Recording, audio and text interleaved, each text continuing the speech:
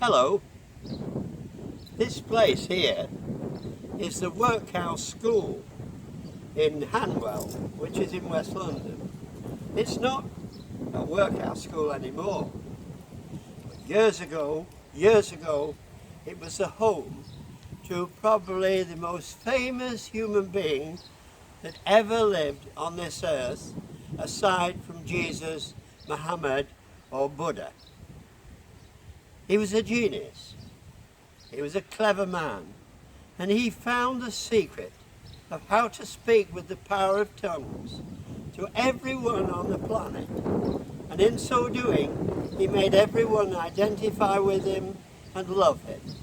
And he was just a very tiny, poor little man who went here with his brother to a school in 1874 where it was so cruel. Life was so hard in those days before the welfare state, the safety net. And to make things worse, his mother, who had struggled to raise him and his brother, was in the mental home, which is now called St. Bernard's, over in the other side of Ealing Hospital, going towards Southall. Now, you'll know when I walk about here around the periphery of this wonderful old dark satanic edifice that was the workhouse and now is called Hanwell Community Centre, you'll know who I'm talking about.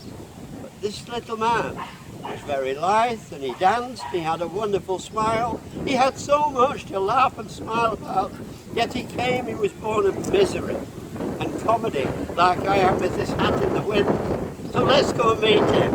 Come with me, and I'm going to introduce you to a very, very famous fella.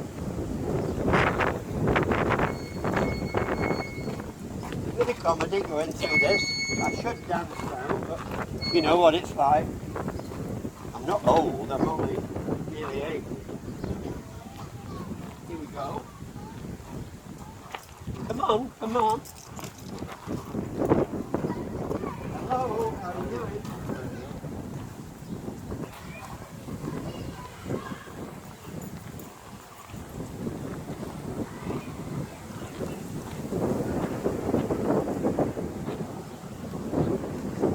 This event here, you know, is probably quite a sight you would see today in today's world. But they didn't have those when the gentleman I'm going to introduce you to now was around.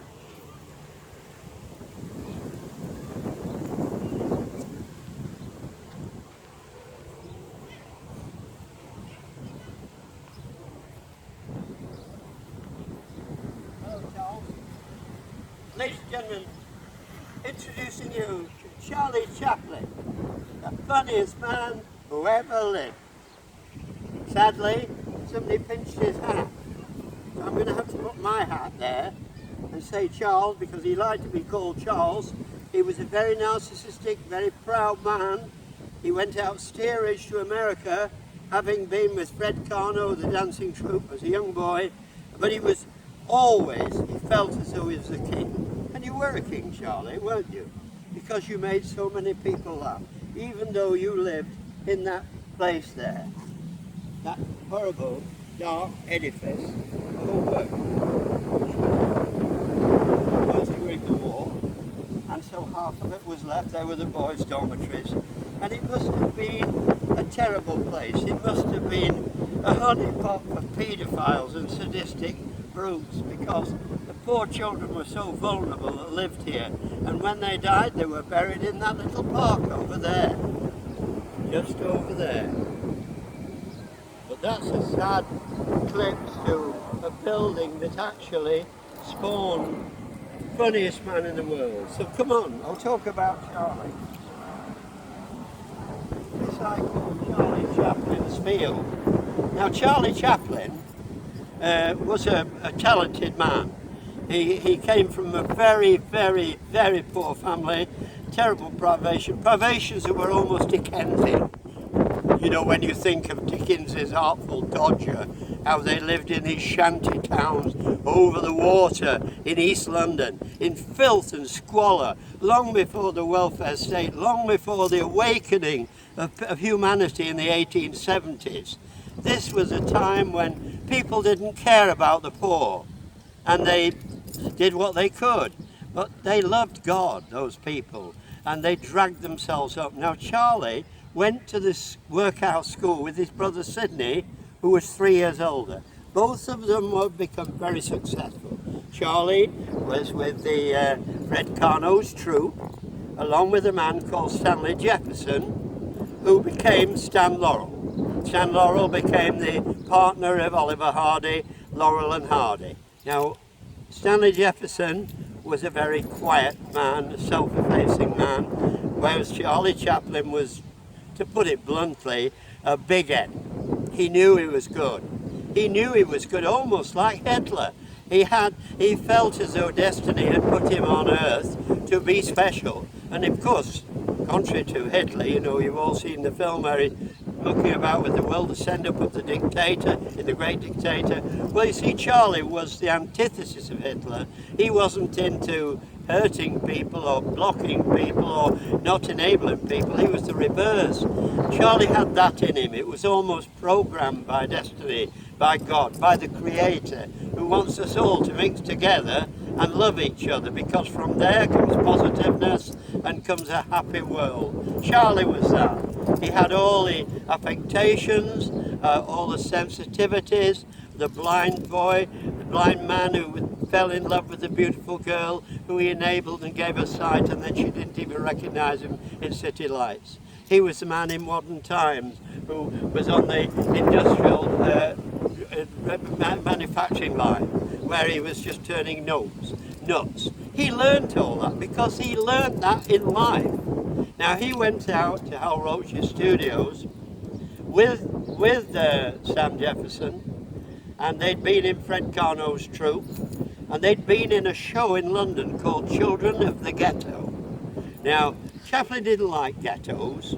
He came from one, and he didn't like the idea of a poor Jewish guy being the focus of a musical that Fred Carnot had envisaged.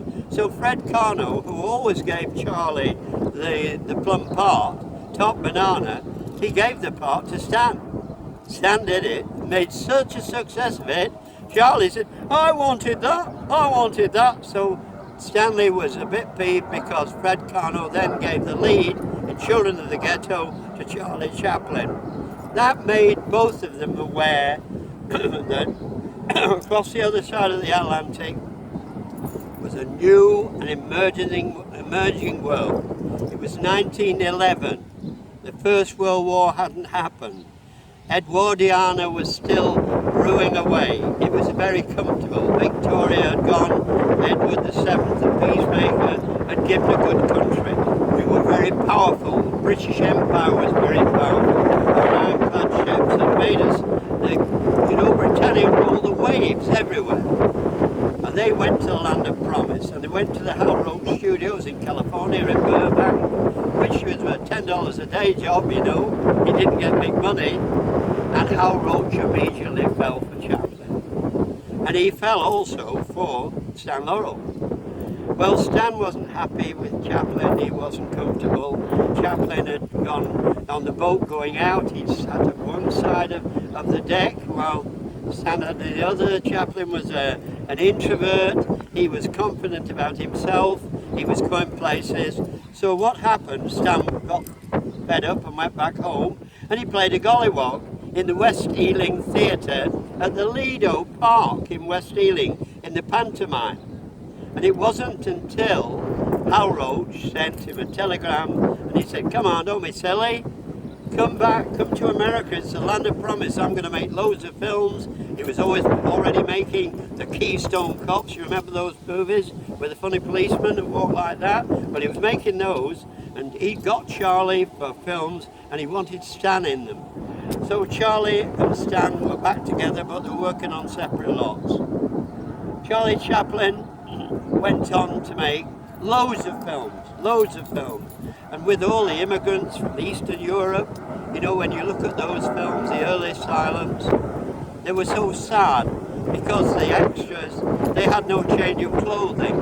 They came as they were. They were looking to get $5 from Hal Roach for being in those films. They had beards because they were either Jewish or you know, from that area. So they were the way they were. Those films are dark and morose and sad. They reflected the bad side of the Romanov Empire that they'd escaped from. It wasn't very happy, and he transferred it to the gateway to America, the gateway to Hollywood, what would become Hollywood. Chaplin immediately fitted in with this. He played the poor, downtrodden little man who made a meal of his boots, who had his smile, his little moustache, his funny walk. He did all that. Everybody loved him. The films were very successful. Stan, he went on, and one day, one of the heavies, a chap called Oliver Norville Hardy, was in the middle of cooking a lamb joint in his house when he should have been down at the studio earning his $10, and he scalded himself with the boiling fat, so he couldn't make it.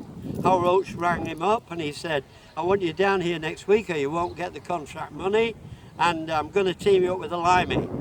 He's a limey called Stanley Jefferson. I'll see how you go with him. Ollie went down. He was called Babe Hardy because he had a baby face. He was a Georgian boy from the deep south, and he was spoiled by his sisters. And Ollie was an opera singer, really. And Ollie came down and he played these big heavies, you know, the dark man with the heavy eyebrows, the villain with the clothes.